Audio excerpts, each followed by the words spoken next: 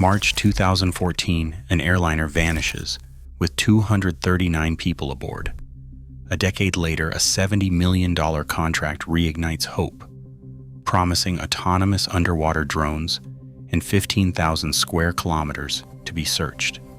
But after 6 weeks, Ocean Infinity suspends the search, citing relentless Southern Ocean storms.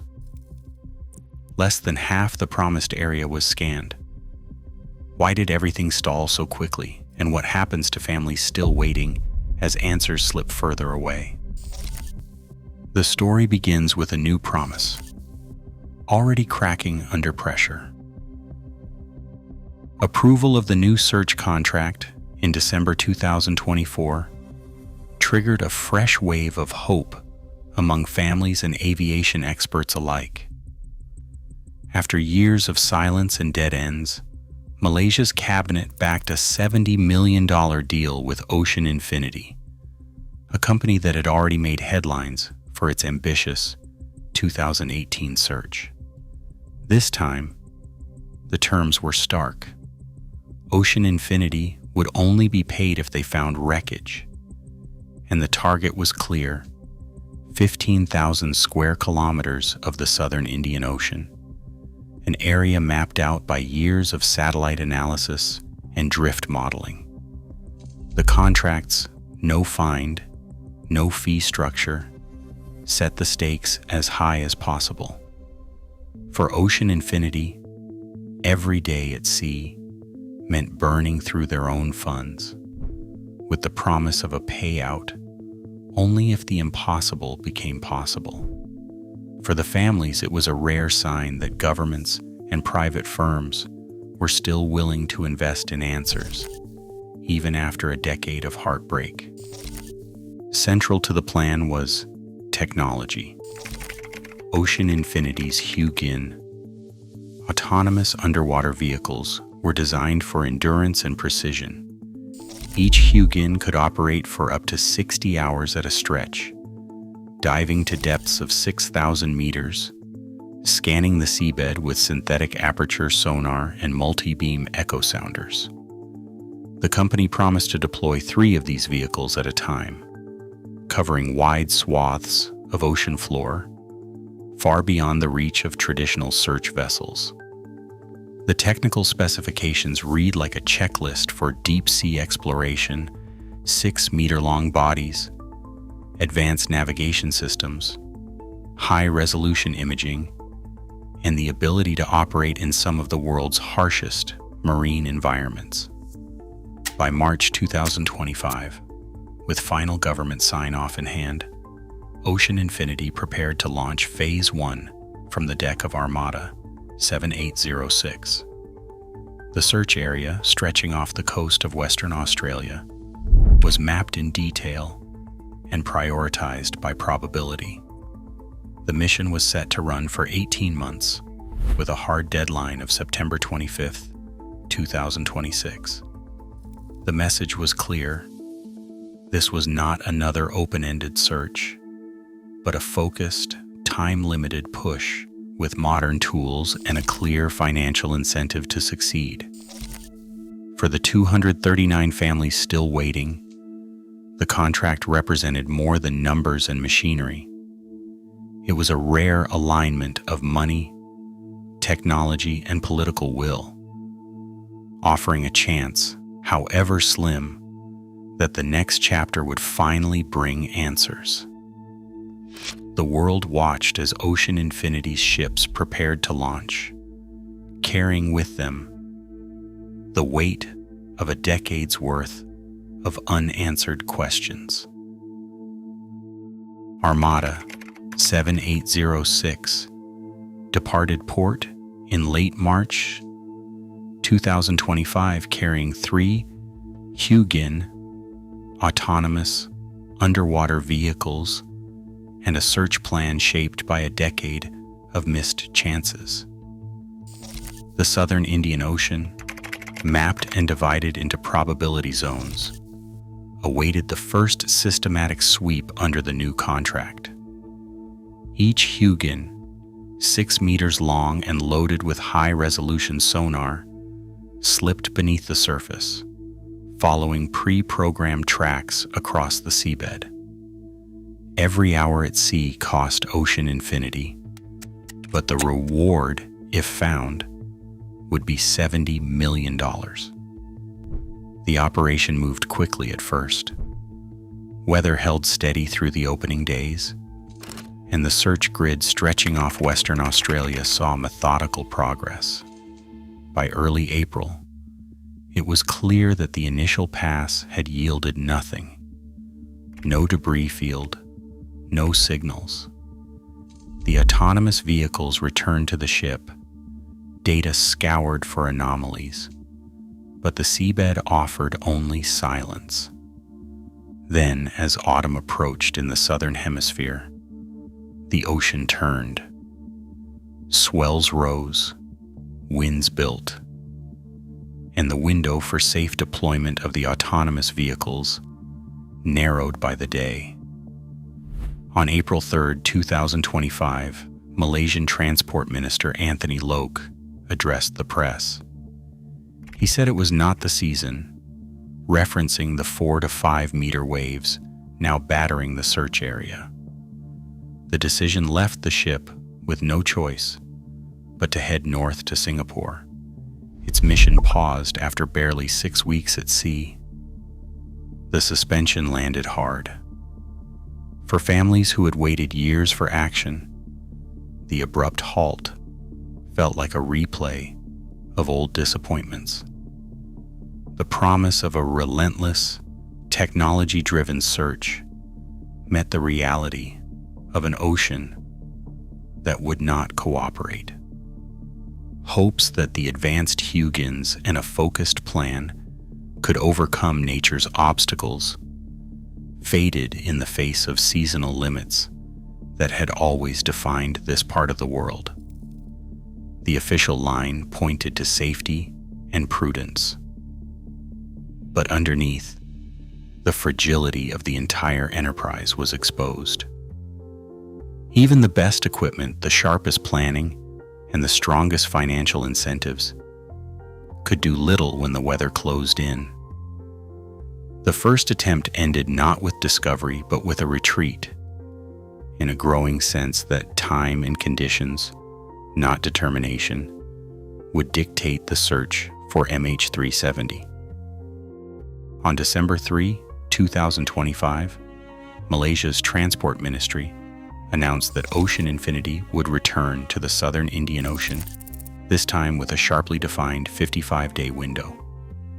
The plan was to take advantage of the brief southern hemisphere summer, those rare weeks when calmer seas could finally allow the search to resume.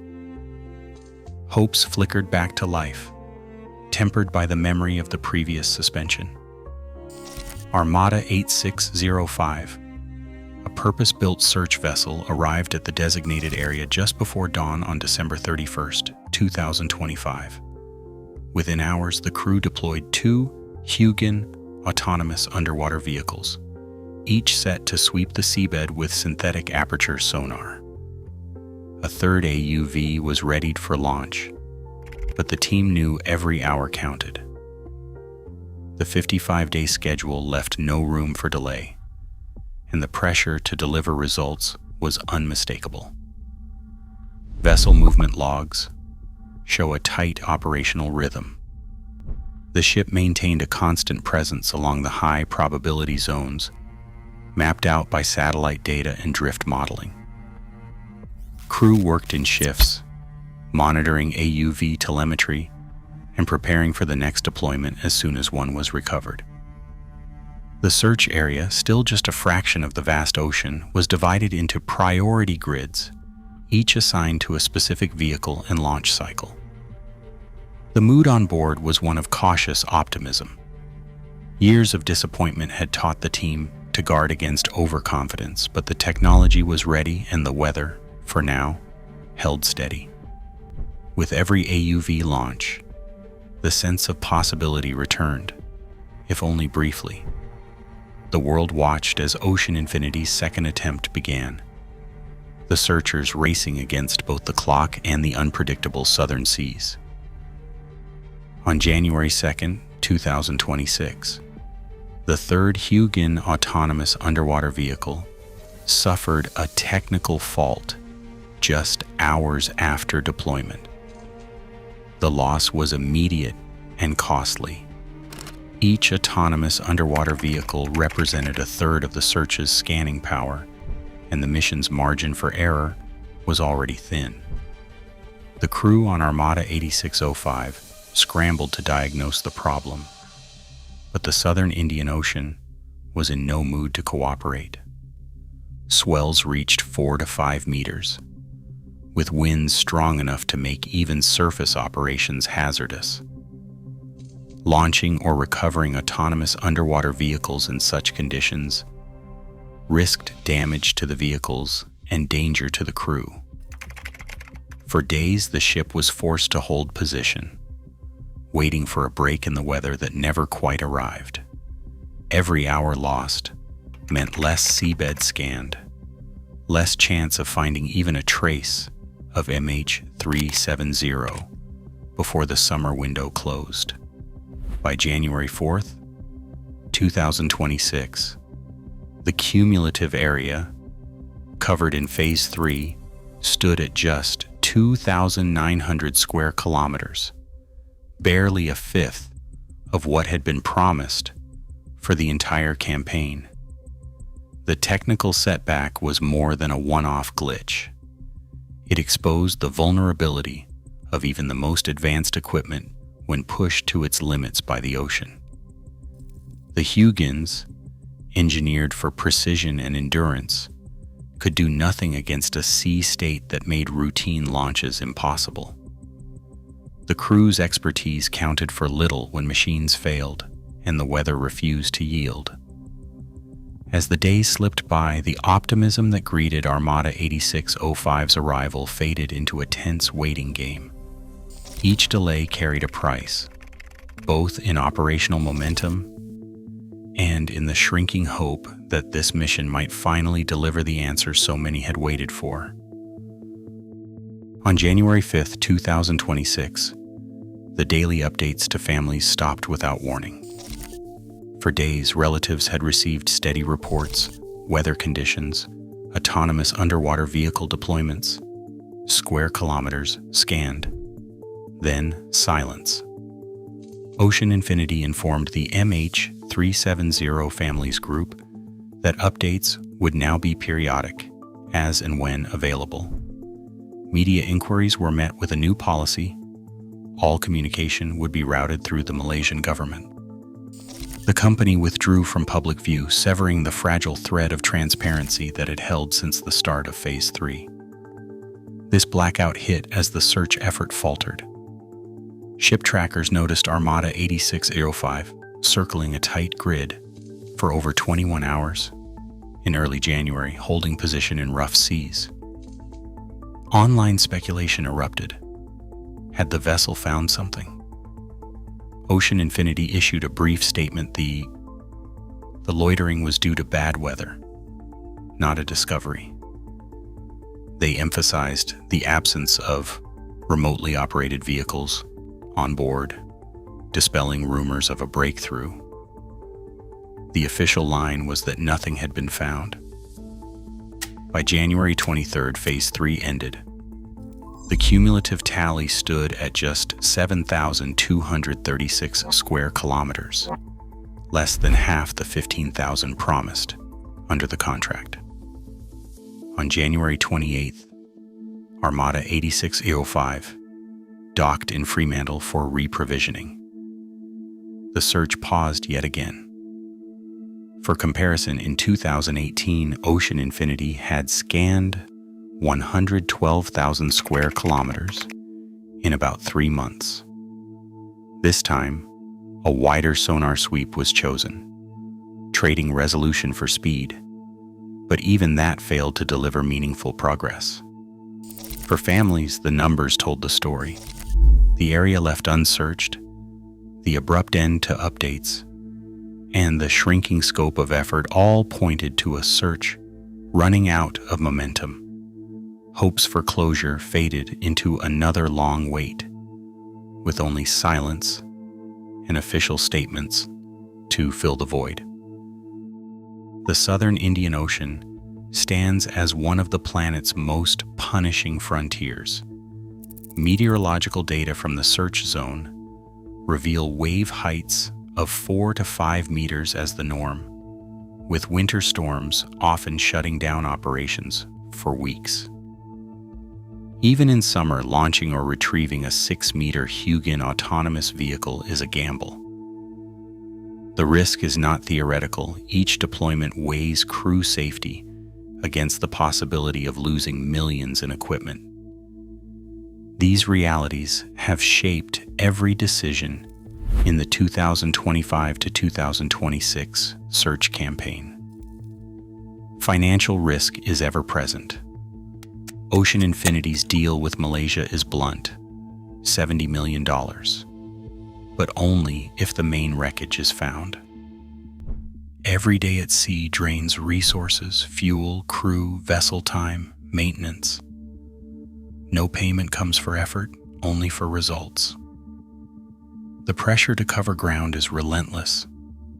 Wider sonar sweeps allow more area per day, but lower the odds of spotting smaller debris fields.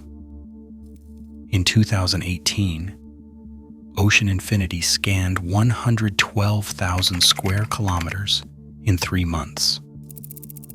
This time, just 7,236 square kilometers have been searched across all phases, less than half the area promised, and a fraction of the previous effort.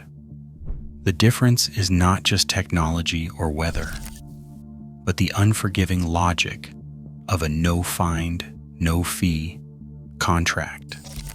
Scientific uncertainty compounds the challenge. The official search area is based on satellite pings and drift modeling, but debate persists over the plane's final moments. The seventh arc, derived from satellite handshakes, remains the focus. Yet some experts argue a controlled glide after fuel exhaustion could have carried MH370 far beyond the mapped zone. If so, the true search area could be 10 times larger than the 15,000 square kilometers under contract. This possibility shadows every operational choice, raising doubts about whether the current approach is more than a best guess shaped by budget and time. Physical evidence offers only fragments. Since 2015, 43 confirmed pieces of MH370 have washed up on islands and coastlines across the Indian Ocean. Each one confirms a crash, but the drift paths, shaped by shifting currents and seasonal winds, reveal little about the main wreckage's location. The result is a patchwork of clues, enough to prove tragedy, but not to direct a focused search. These obstacles are not incidental. Weather, economics, and scientific ambiguity have locked the search into a cycle of brief windows, high costs, and incomplete coverage. With the 2026 contract expiry looming, half the promised area remains untouched. And the real answer may lie far beyond any current plan. September 25th, 2026 is more than a date. It is the moment the search for MH370 may finally end. For the families of the 239 missing, it marks the close of a contract and, perhaps, the last official promise of answers. Since March 8th, 2014, their lives have been measured in days without news, in years spent waiting for a call that never came, Nearly 12 years have passed since the Boeing 777 vanished over the southern Indian Ocean. In that time, families have endured shifting investigations, changing theories, and long stretches of silence. The most recent search, launched with a $70 million contract and the hope of new technology, was meant to break that silence. But by January 2026, less than half of the 15,000 square kilometers had been searched. Progress slowed by storms, technical failures, and, most painfully, a sudden blackout in communication. When Phase 3 began, daily updates offered a fragile thread of hope. Families tracked Armada 8605, watched Hugin, autonomous underwater vehicles, sweep the ocean floor, and counted each square kilometer covered. Then, on January 5, 2026, the updates stopped. Ocean Infinity routed all communication through the Malaysian government, cutting off the last direct link. The silence was immediate. Families who had waited a decade were told only that updates would come periodically, as and when available. For those left behind, the blackout felt like a return to the earliest days, when rumors and official statements replaced real answers. Advocacy groups responded with urgency, demanding the release of vessel logs, search plans, and operational data. Their message was simple: with time running out, transparency is not optional. Every decision, every delay, every setback must be shared. The families' demands are not just for themselves, but for a world that has watched the search for MH370 become a symbol of both hope and failure. As the September 25th, 2026 deadline approaches, the risk grows sharper. If the main wreckage is not found, the contract expires. There is no guarantee another search will follow, or that governments will find the will to continue. The world may quietly move on, leaving families to mark another year with nothing but memories and unanswered questions. 12 years is a lifetime to wait for truth. The families of MH370 have become advocates for transparency and accountability. Their calls are not just for closure, but for responsibility that endures. As the contract's final months slip away, the moral imperative remains: the search cannot end in silence. 12 years on, 239 families still have no answers. Ocean Infinity's search scanned less than half its promised area, 7,236 out of 15,000 square kilometers, before silence fell. As the September 2026 contract deadline nears, hope fades against bureaucracy, budgets, and brutal seas. The world now faces a stark choice: accept uncertainty, or insist that the search for truth and for the missing does not end here. Share your thoughts below.